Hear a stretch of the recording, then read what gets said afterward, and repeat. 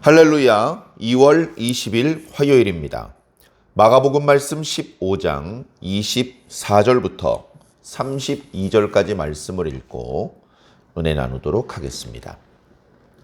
십자가에 못 박고 그 옷을 나눌세 누가 어느 것을 가질까 하여 제비를 뽑더라. 때가 제3시가 되어 십자가에 못 박으니라. 그 위에 있는 죄패에 유대인의 왕이라 썼고 강도 둘을 예수와 함께 십자가에 못 박으니 하나는 그의 우편에 하나는 좌편에 있더라.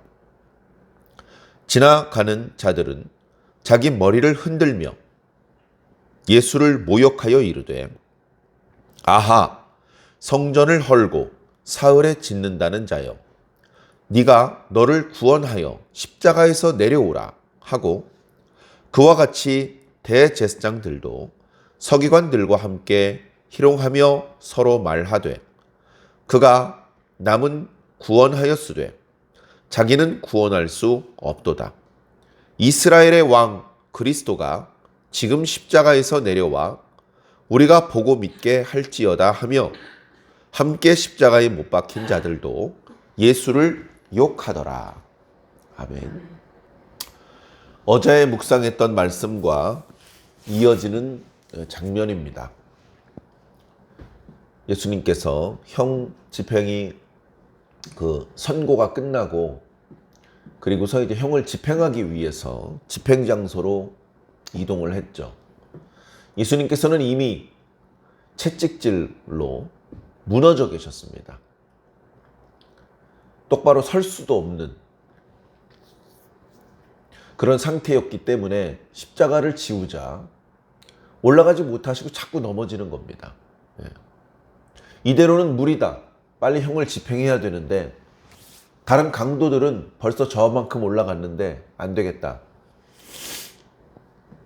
지나가는 행인들, 6월절을 앞두고 있었기 때문에 많은 디아스포라 유대인들도 그 장면을 구경하기 위해 몰려들어 있는 상태겠죠.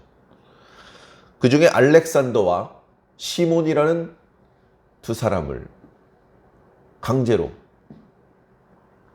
예수님 대신해서 십자가를 형장으로 운반하는 그런 일을 맡겼습니다. 예수님께서는 그 곁을 따라가기만 하면 되는 거였죠. 그러나 예수님은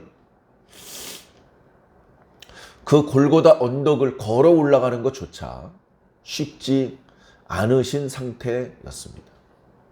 가끔 영화로도 그 골고다 언덕을 묘사하고 있고 현지의 성지순례를 가보면 그 골고다 언덕이 그렇게 엄청나게 먼 거리는 아니고 가파른 언덕은 아니고 뿐만 아니라 그 언덕길이 좁은 골목길입니다. 좌우로 건물이 있고 지금 거기에 상점들이 생기고 해서 옛날의 모습은 찾아볼 수 없죠.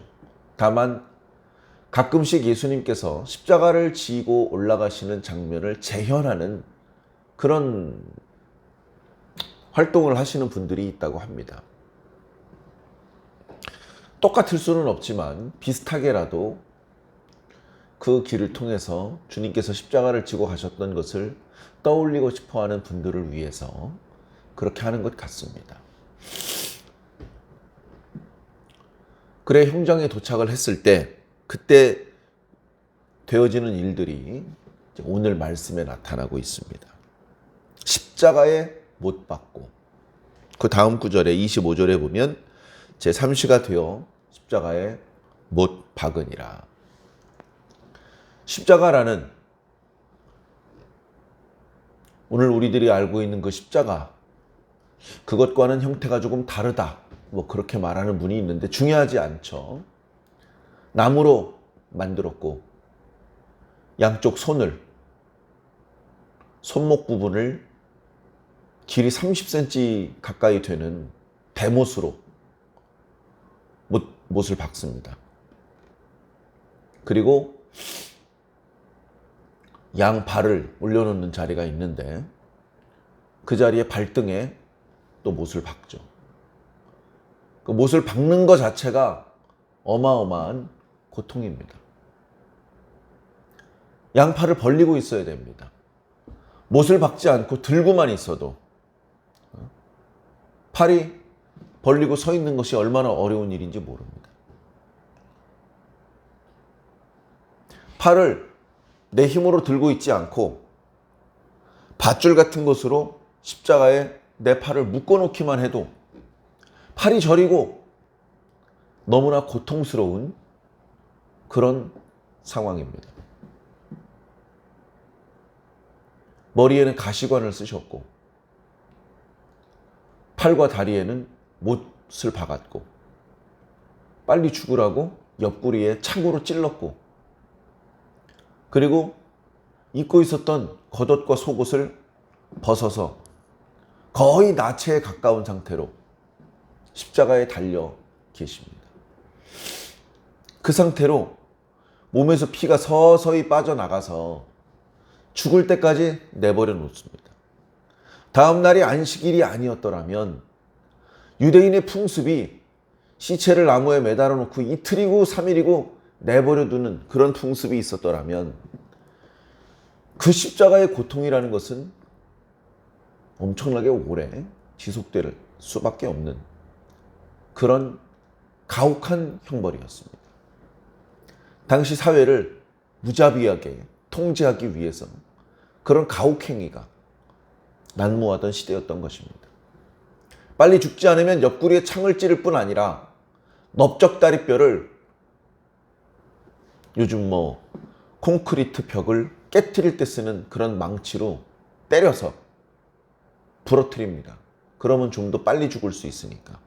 야, 그거 너무 잔인한 거 아니야? 아니요. 형을 당해서 죽어가는 사람의 고통을 단축시켜주는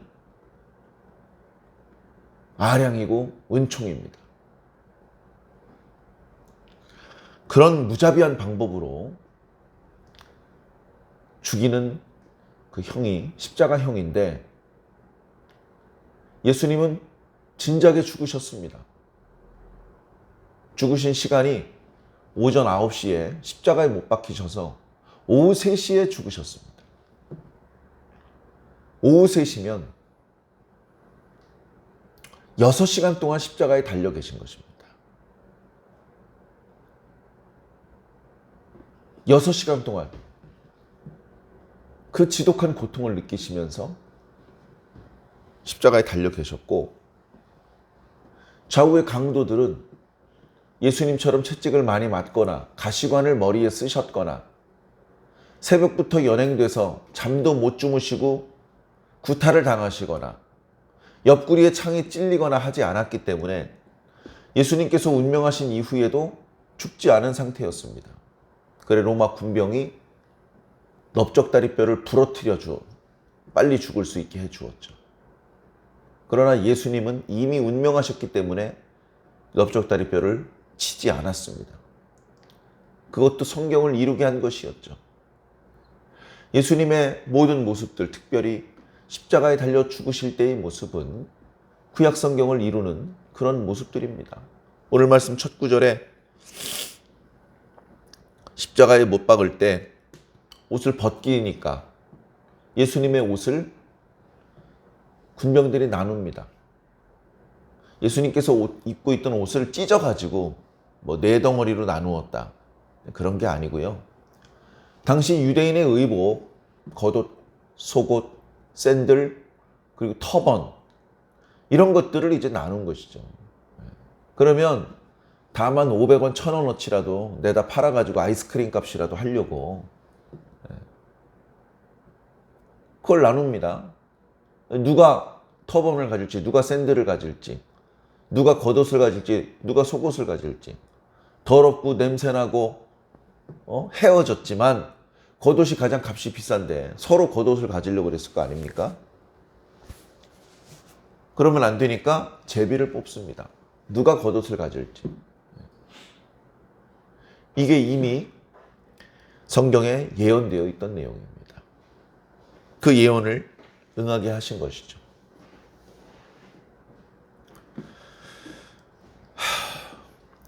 마가복음은 시간을 기록하는 것이 오늘 우리들이랑 좀 다릅니다. 아침 해가 뜨면 그때가 0시입니다. 그래서 25절에 제3시에 십자가에 못 박았다. 이 말은 오전 9시에 못 박았다는 뜻입니다. 요한복음은 시간을 기록하는 방법이 조금 다릅니다. 요한복음은 자정을 0시로 오늘 우리들이 쓰는 시간과 비슷한 방법으로 시간을 표현합니다. 요한복음의 말씀을 기준으로 설명을 드리면 9시에 십자가에 못 박았고 3시에 운명하신 것입니다. 자, 그렇게 십자가에 못 박았고 예수님과 좌우의 강도들이 이제 십자가에 세워졌습니다. 못 박을 때는 십자가가 뉘어 있었지만 못을 다 박은 다음에는 세워놓는 것이죠. 예수님 머리 위에는 죄패가 있습니다. 산헤드린 공회에서 기소한 내용이죠. 유대인의 왕이라고 써 있습니다. 다른 복음서의 기록에 보면 산헤드린 공회원들이 로마 군병들, 백부장하고 실갱이가 벌어집니다. 아니, 유대인의 왕이라고 쓰지 말고 자칭 유대인의 왕이라고 쓰라니까 왜 저렇게만 썼느냐. 그랬더니 시끄럽다 하고 묵살을 해버리죠. 예수님 왼편과 오른편에 강도들이 같이 십자가에 못 박혔다라고 기록하고 있습니다. 단순히 남의 물건을 빼앗고 때리고 죽였기 때문에 십자가에 못 박혀오는 것은 아닐 것입니다. 십자가에 못 박혔다는 뜻은 반란죄입니다. 로마 정권에 대해서 반대하기 위한 운동을 벌이고 사람들을 선동해서 무장 봉기를 일으킨 그런 정도 되는 사람이 십자가형에 달려 죽는 것입니다. 그냥 강도가 아니고 바라바와 마찬가지로 유다의 독립을 위해서 무장 봉기를 일으켰던 그런 사람들인 것 같습니다. 28절은 성경에 없음 이렇게 기록되고 있는데 어떤 사본에는 불법자와 함께 인정함을 받았다 한 성경이 응하였다. 불법자들로 인정받았다. 불법자들과 함께 취급을 받았다. 불법자들로 계수되었다. 이제 그런 의미죠. 그런 말씀이 있고 29절부터 마지막 9절까지는 예수님께서 죽는 순간까지 예수님을 향한 모욕과 저주, 희롱과 조롱이 끝나지 않았음을 말씀해주고 있습니다. 지나가는 자들이 욕을 했습니다. 31절에 보니까 대제사장들과 서기관들이 욕을 했습니다. 끝절 뒷부분에 보니까 예수님과 함께 십자가에 못 박힌 자들도 예수님을 욕을 했습니다. 다른 복음서에 보면 오른편에 달려있던 강도는 조금 다르게 말했죠. 만약 당신이 하나님의 아들이라면 나를 좀 기억해 주십시오. 이렇게 말했고 주님께서는 너와 내가 오늘 낙원에 있을 것이다 라고 말씀을 해 주셨습니다. 그러나 좌편에 있는 강도는 부지런히 예수님을 욕했던 것 같습니다. 우편에 있는 강도가 좌편에 있는 강도를 꾸짖을 정도로 야 이놈아! 우리는 사람을 죽이고 무장 봉기를 일으켰기 때문에 이렇게 죽는 거지만 이분에게 무슨 죄가 있냐? 그렇게 말을 하기도 했다고 기록하고 있습니다. 자, 어찌되었건 사방에 예수님을 욕하는 사람들 뿐입니다. 예수님을 욕하지 않는 사람들이 있다면 사방팔방으로 꽁지 빠지게 도망갔던 제자들과 달리 여인들이 마지막 순간까지 예수님 곁에 있었고 예수님의 모친이 있었습니다. 그리고 그 모친을 모시고 예수님께서 운명하시기 전에 집으로 모시고 갔던 제자 요한이 있었죠. 그리고 그 나머지 제자들은 콧배기도 보이지 않았으며 그 자리에 있었던 사람들은 너도 나도 예수님을 욕하는 사람들 뿐이었습니다. 29절에 머리를 흔들며 심한 모욕을 표현하는 것입니다. 예수를 모욕하여 이르되 아하 성전을 헐고 사흘에 짓는 자는 자여 네가 너를 구원하여 십자가에서 내려와 봐라. 그렇게 말을 합니다. 대제사장들과 서기관들은 사내들인 공회원들이죠. 자신들이 성전에서 자리세를 받는 것을 받지 못하게 하고 백성들의 존경을 독차지하고 있었는데 회당에서 가르치는 것부터 서기관과 달리 권세 있는 말씀이로다. 더러운 귀신이 순종하는도다. 이런 말씀을 들었던 예수를 죽여야 자신들이 계속해서 밥벌이를 할 수 있다고, 자신들의 밥벌이를 위협하는 사람이 확실히 제거되는 것을 확인하기 위해서 꽤 오랜 시간 그 형이 집행되는 현장에 있었던 대제사장과 서기관들이 이제 안도하면서 예수를 향해서 희롱을 합니다. 남은 구원하였으되 자기는 구원할 수 없는 자이냐? 이스라엘의 왕 그리스도가 지금 십자가에서 내려와 우리가 보고 믿게 할지어다. 내려오라는 얘기죠. 이 말은 얼마나 마귀적인 말인지 모릅니다. 마귀가 무슨 말을 했습니까? 네가 하나님의 아들이라면 이 돌들로 떡덩이가 되게 해 보아라. 네가 하나님의 아들이라면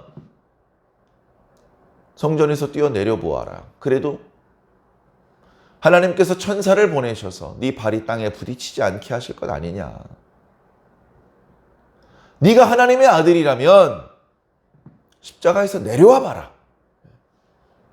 예수님은 돌을 떡덩이로 만드실 수도 있고 높은 곳에서 뛰어내려도 그 발이 땅에 부딪히지 않게 되실 수 있고 십자가에서 내려오실 수도 있습니다.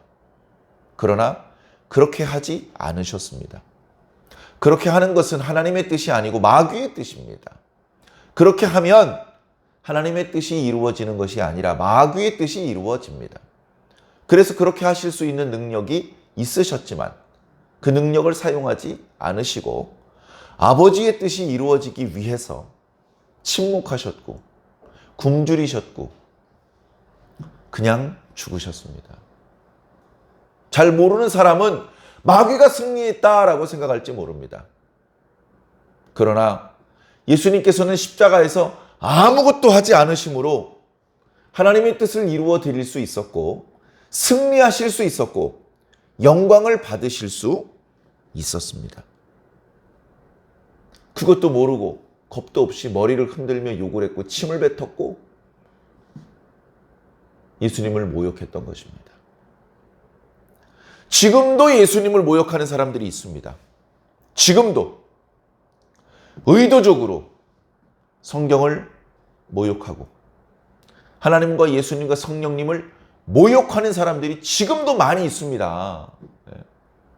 지금도 많이 있습니다. 사람들이 재미있게 보는 영화들 속에 보면 종교적인 것, 영적인 것, 신적인 것은 모두 과학적인 것으로 그렇게 설명을 합니다.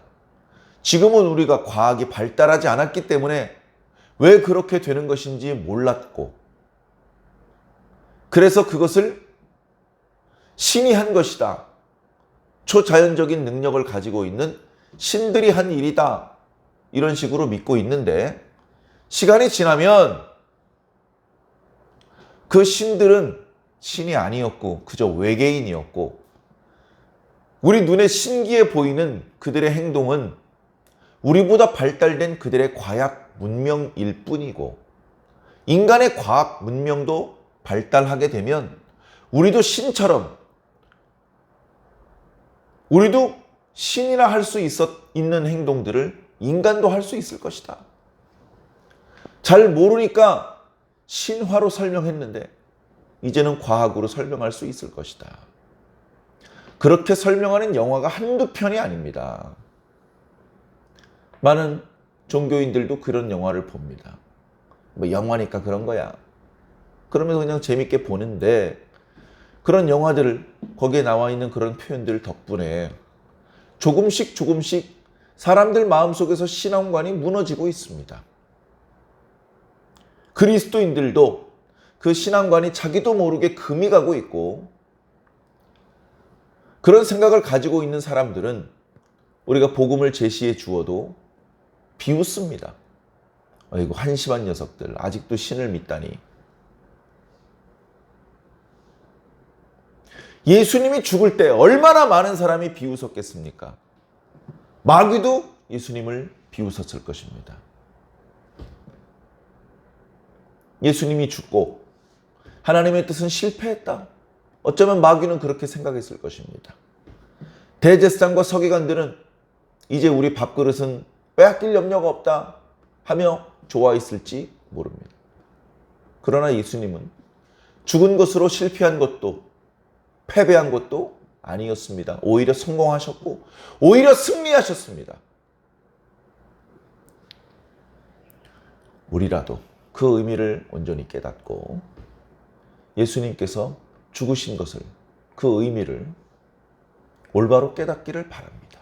그리고 예수님께서 다시 살아나실 때 함께 기뻐하며 함께 일어설 수 있는 저와 여러분들이 되시기를 바랍니다. 오늘은 예수님께서 십자가에 달려서 고통을 당하시는, 모욕을 당하시는 그런 장면이기 때문에 여전히 우리들의 마음은 무겁습니다만 주님께서 우리를 구원하기 위해서, 하나님의 뜻을 이루기 위해서 마지막 순간까지 그야말로 최악의 고통과 모욕을 참고 계신 그 말씀을 함께 읽고 묵상했습니다. 오늘도 경건한 마음으로 절제된 모습으로 하루를 보내주시기를 주님 이름으로 부탁을 드립니다. 아멘.